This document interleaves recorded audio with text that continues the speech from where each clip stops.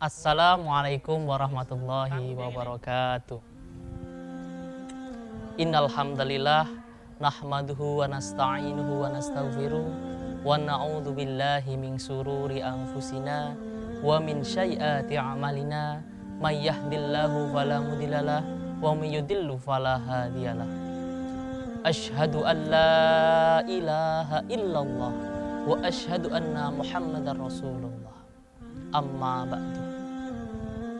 Teman-temanku yang saya banggakan dan kaum muslimin yang berbahagia, perkenankan saya pada kesempatan ini saya akan menyampaikan salah satu cabang ilmu hadis yang berjudul ilmu nasih wa mansuh. Pada kesempatan ini ada beberapa poin yang akan saya sampaikan mengenai ilmu nasih wal mansuh. Poin yang pertama yaitu tentang pengertian. Secara bahasa, nasih wal mansuh berasal dari kata nasah yang berarti izalah atau dapat kita maknai dengan menghilangkan, atau an-naqlu yang dapat kita maknai dengan mengutip atau menyalin. Sedangkan secara istilah, nasih wal mansuh al-hadis yaitu ilmu yang membahas tentang hadis-hadis yang saling bertentangan yang tidak dapat dikompromikan dengan cara menentukan sebagiannya, yang pertama sebagai nasih dan yang kedua sebagai mansuh. Baik, poin yang kedua yaitu objek kajian ilmu nasih wal mansuh. Objek kajian pada ilmu nasih wal mansuh ini adalah fokusnya yaitu tentang hadis-hadis yang bertentangan yang tidak mungkin dikompromikan. Jadi fokus dalam kajian ilmu nasih wal mansuh ini adalah fokusnya terhadap hadis-hadis yang bertentangan. Misalkan ada suatu hadis yang memerintahkan ke timur misalkan, ternyata ada hadis juga yang memerintahkan ke barat. Jadi kedua hadis ini tidak dapat dikompromikan dan bertentangan. Poin yang ketiga yaitu tentang urgensi ilmu nasih wal mansuh atau pentingnya mempelajari ilmu nasih wal mansuh. Yang pertama, pentingnya mempelajarinya yaitu berguna dalam mengambil suatu hukum. Sebab tentunya kita akan kebingungan dalam mengambil suatu hukum yang hadisnya itu bertentangan.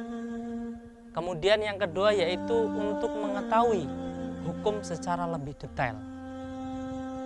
Dan yang ketiga, dapat mempermudah dalam memahami hadis yang bertentangan. Sebab objek kajiannya yaitu tentang hadis-hadis yang bertentangan. Dan yang terakhir adalah untuk menyempurnakan ijtihad. Kemudian poin yang keempat tentang metode atau cara mengetahui adanya nasih wa mansuh itu. Ada 4 cara ataupun metode untuk mengetahui nasih wa mansuh itu. Yang pertama yaitu berdasarkan penjelasan yang jelas dari Nabi. Contohnya yaitu penjelasan tentang larangan dan diperbolehkannya berziarah kubur. Dari contoh ini bisa kita memetakan bahwa larangan berziarah kubur ini disebut dengan mansuh, kemudian dihapus dengan diperbolehkannya ziarah kubur. Kemudian yang kedua yaitu penjelasan sahabat. Contohnya dulu orang ataupun suami istri yang melakukan jima itu tidak wajib untuk mandi besar. Kemudian berdasarkan penjelasan sahabat yang itu bersumber dari Rasulullah, maka setiap suami istri ataupun orang yang melakukan jima maka wajib hukumnya untuk mandi besar. Jadi ini bisa kita lihat nasih wa mansuhnya. Kemudian yang ketiga yaitu asbabul wurud. Jadi salah satu cara untuk mengetahui nasih wal mansuh itu dengan cara melihat sebab-sebab turunnya suatu hadis tersebut.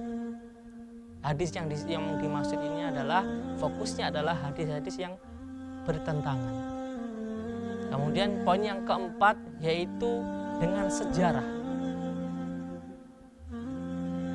Salah satu sejarah ini yang bisa kita contohkan yaitu tentang sejarah bekam ataupun hijamah. Jadi dulu orang yang melakukan bekam ataupun hijamah dalam kondisi berpuasa itu batal. Dan kemudian berdasarkan sejarah, dulu Nabi pernah melakukan hijamah dalam kondisi berpuasa, itu tidak apa-apa. Jadi berdasarkan sejarah ini bahwa orang yang melakukan bekam dan kemudian berpuasa itu tidak membatalkan puasanya tersebut. Selanjutnya poin yang kelima yaitu poin yang terakhir tentang contoh nasih wa mansuh. Saya contohkan tentang hukum ziarah kubur. Nantinya saya akan memetakan mana yang disebut dengan hadis mansuh atau hadis yang dihapus, kemudian diganti dengan hadis yang menghapus hadis tersebut.